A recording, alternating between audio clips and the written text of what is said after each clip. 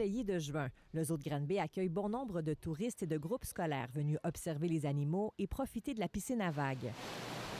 Dès samedi, les visiteurs pourront découvrir un nouvel espace de la Mazou, la zone Bouchiquet. La PDG Émilie Lorrain et son équipe la dévoilent officiellement. Ça constitue le plus grand jeu d'eau du genre au Québec.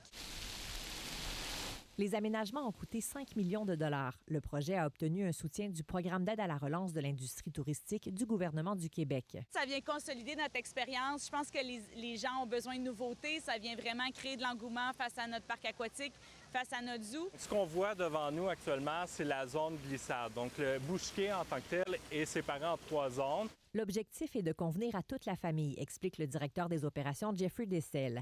La lagune, une pataugeoire, offre d'ailleurs un endroit sécuritaire pour les tout-petits.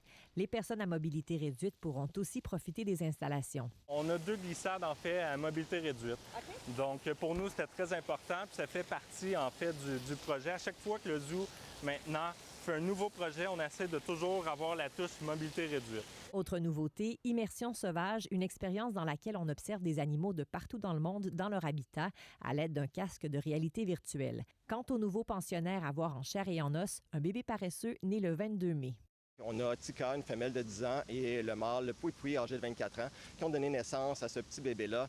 C'est vraiment une très grande fierté. Ça démontre l'expertise de notre équipe, démontre le bien-être et tous les soins accordés à cette espèce-là. Et bientôt, Nishka, la nouvelle tigresse de 5 ans fraîchement arrivée d'Écosse, sera visible des visiteurs. Le tigre, il ne faut pas l'oublier, c'est un des félins les plus menacés au monde. C'est presque 4 à 5 ans de démarche pour faire venir une tigresse comme ça ici, avec toute la législation qui est mise en place, les demandes de permis. Présentement, elle est en quarantaine, on prend bien soin d'elle, puis lorsque la quarantaine sera terminée, on va pouvoir l'apporter, l'emmener avec nous dans nos bâtiments réservés pour aux tigres.